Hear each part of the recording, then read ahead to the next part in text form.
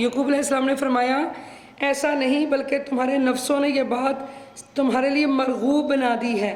اب صبر ہی اچھا ہے، قریب ہے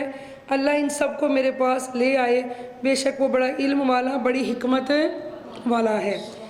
اور یعقوب علیہ السلام نے ان سے منہ پھیر لیا اور کہا ہائے افسوس یوسف کی جدائی پر، اور ان کی آنکھیں غم سے سفید ہو گئیں، سو وہ غم کو ضبط کیے ہوئے تھے۔ وہ بولے اللہ کی قسم اب ہمیشہ یوسف ہی کو یاد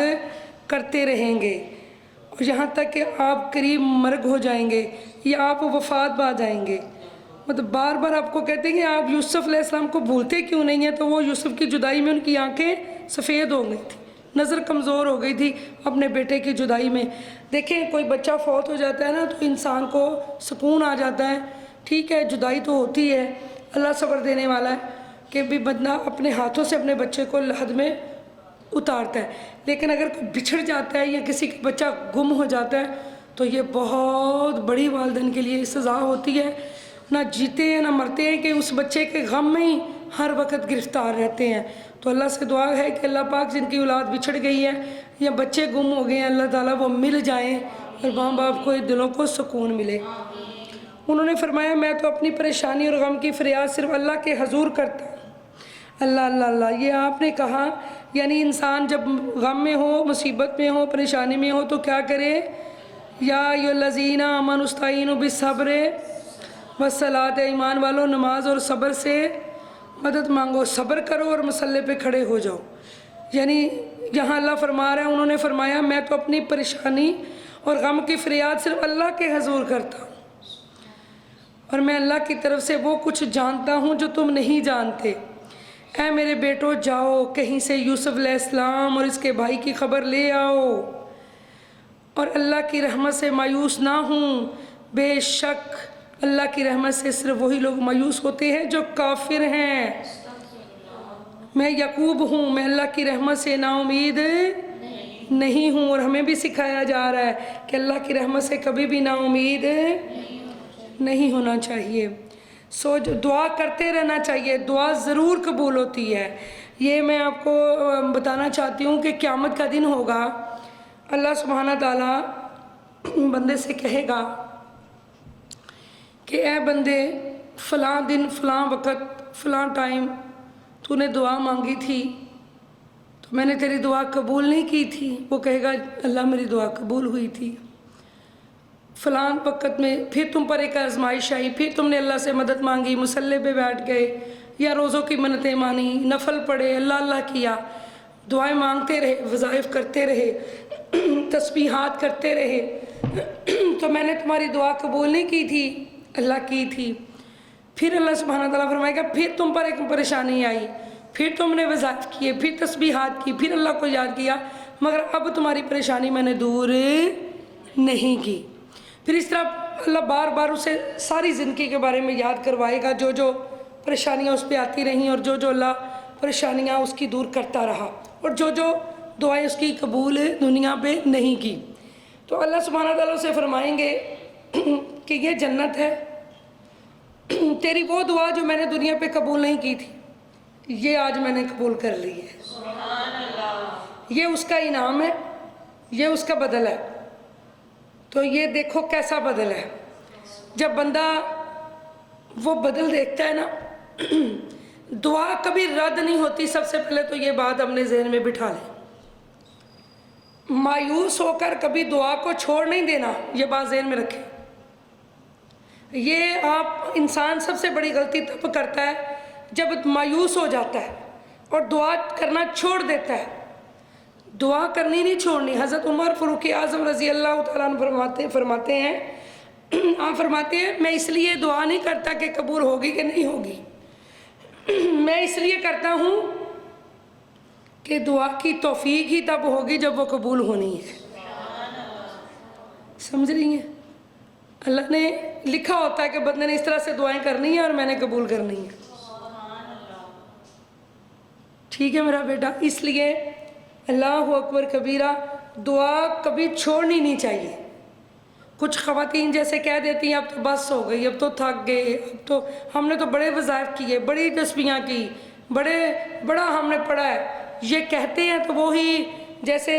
ایک اینٹی بائیوٹک میڈیسن ہوتی ہے کہ بندہ پھر زیرو پہ چلا جاتا ہے، ایک ناغہ کر لے، دو ناغے، تو پھر بندہ جب اس طرح کی ناشکری اور اس طرح کے الفاظ بولتا ہے تو پھر ساری اس کی محنت ضائع ہو جاتی ہے، کیونکہ وہ جو ایک امید بندہ دعائیں کر رہا تھا، وہ جو اللہ تعالیٰ کی طرف رجوع کا تھا، اور وہ سارا یہ کہہ کے کہ پتہ نہیں ہماری قسمت اللہ نے کہاں بنائی ہے، یا ہمارے تو نصیب پھوٹ گئے، یا اس طرح کی شرکیہ کلمات یا اس طرح کی باتیں جو کہ نازیبا الفاظ ہیں، تو جب انسان کہتا ہے تو ساری عبادت ضائع ہو جاتی ہے، ساری نیکی اس کی خاکستر ہو جاتی ہے۔ تو اس لیے کبھی بھی ایسا نہیں کرنا چاہیے، بلکہ اللہ پہ کیا کرنا چاہیے، بھروسہ کرنا چاہیے۔ پھر اللہ سبحانہ تعالیٰ جب اسے انعام دکھائے گا نا جنت کے، تو پتہ بندہ کیا کہے گا کاش جتنی میں نے دنیا پہ دعائیں مانگی اللہ تعالیٰ میری ایک بھی قبول نہ کرتا، اس کا اجر اللہ مجھے آخرت میں عطا کر دیتا۔ تو مؤثر بات یہ ہے کہ جب ہم لوگ دعا کرتے ہیں، یا تو کوئی مصیبت اس دعا سے ٹال دی جاتی ہے، یا وہ قبول ہو جاتی ہے، اور یا آخرت کے لیے محفوظ کر لی جاتی ہے۔ تین ہی باتیں ہیں۔ تو دعا اب آج کے بعد کبھی بھی دعا کرنا نہیں چھوڑنا، دعا کرتے رہنا، وہ ہر حال میں قبول ہوتی ہے۔ سبحان اللہ۔ جب وہ دوبارہ یوسف علیہ السلام کے یہ اب آپ کو اس آیت کی سمجھ آ گئی ہے نا، آیت نمبر 87 کی، کہ اے میرے بیٹو جاؤ کہیں سے یوسف اور اس کے بھائی کی خبر لے آؤ، اور اللہ کی رحمت سے مایوس نہ ہوں، اور اللہ کی رحمت سے مایوس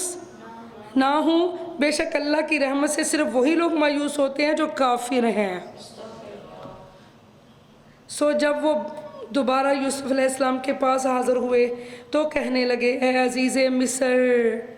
ہم پر اور ہمارے گھر والوں پر مصیبت آن پڑی ہے، ہم شدید قحط میں مبتلا ہیں، اور ہم یہ تھوڑی سی رقم لے کر آئے ہیں، اس کے بدلے ہمیں غلہ کا پورا ناپ دے دے، اور اس کے علاوہ ہم پر کچھ صدقہ بھی کر دے، بے شک ان خیرات کرنے والوں کو جزا دیتا ہے۔ یہاں یہ بتایا جا رہا ہے کہ ایک تو پہلے تو سب سے بڑی نیکی کہ بھائی سے بڑھ کر قریبی رشتہ دار کون ہوتا ہے۔ دیکھیں انہوں نے ان کے ساتھ کیا سلوک کیا، اور وہ ان کے ساتھ صلہ رحمی کر رہے ہیں، اور ساتھ دیکھیں پورے کا پورا غلہ بھی دے رہے ہیں، اور یہاں اللہ سبحانہ تعالیٰ فرما رہا ہے کہ پورا جو ہے قیمت کے بدلے میں غلہ دینے کے بعد صلہ رحمی یعنی صدقہ بھی کر دو۔ وہ کہتے ہیں کہ صدقے کو اللہ پسند کرتا ہے۔ سبحان اللہ۔ صدقہ بلاؤں کو ٹال دیتا ہے۔ آپ کا رشتہ دار آپ سے کیا سلوک کر رہا ہے وہ بھی اللہ دیکھ رہا ہے، اور آپ اس کے ساتھ صلہ رحمی کر رہے ہیں وہ بھی اللہ دیکھ رہا ہے، اور حکم یہی ہے، اور صلہ رحمی کرنے والوں کے ساتھ اللہ بھی صلہ رحمی کرے گا، ٹھیک ہے نا۔ معاف کرنے والوں کو اللہ بھی قیامت والے دن، درگزر کرنے والوں کو اللہ بھی قیامت والے دن ان کے ساتھ درگزر کرے گا۔ بے شک اللہ خیرات کرنے والوں کو جزا دیتا ہے، یعنی یہاں اللہ کی راہ میں دینے کا حکم دیا جا رہا ہے کہ خیرات جو کچھ بھی ہم اللہ کی راہ میں دیتے ہیں اللہ اس کا بہترین بدل دیتا ہے، تو اس لیے اللہ کی راہ میں دینا چاہیے۔ اچھا میں نے تو یہاں تک پڑھا کہ انسان کو اس طرح سے دینا چاہیے کہ ہو سکے نا، میں صحت کے آداب پر آج کل وہ بتا رہی ہوں، پھر لباس کیسا انسان کا ہونا چاہیے اس کے اوپر مطلب درس ہو رہے ہیں۔ تو اب وہ جو لباس کی جب ہم بات کرتے ہیں یا کوئی تو ہم نے پڑھا کہ اللہ کے نبی کا فرمان ہے اگر ہو سکے تو نیا سوٹ پہننے سے پہلے کوشش کرو پرانا سوٹ خیرات کر دو، یعنی اس طرح سے ہونا چاہیے کہ نیا سوٹ تب پہنو جب پرانا سوٹ یعنی پرانے کپڑے خیرات کر دو۔ اللہ اکبر، یعنی اللہ کی راہ میں بہت دینا چاہیے۔ جن کو اللہ نے وسائل دیے ہیں تو تھوڑا اپنی ضرورت کی چیز استعمال کر کے پھر دوسروں میں اگر ہو سکے وہ صحیح حالت کی ہے تو بجائے اس کے کہ اس کو رکھ دیں اسٹور میں پھینک دیں، وہ کسی غریب کو دے دیں تاکہ اس کے کام آ جائے۔ ہمارے گھروں میں بہت سا سامان ہوتا ہے جو ہم اسٹور میں پھینک دیتے ہیں، وہ وہیں گل سڑ جاتا ہے لیکن کسی کے کام نہیں آتا۔ تو آپ کو پتہ ہے کہ ہمارے پاس ایک بہن آئی جس نے یہ کہا تھا باجی میرے گھر 4 پائیاں بھی نہیں ہیں اور میرے بچے زمین پہ سوتے ہیں، تو مجھے تکلیف تو بہت ہوئی، ہم کوشش کریں گے اس کے لیے کچھ کر سکیں، لیکن آپ یہ دیکھیں کہ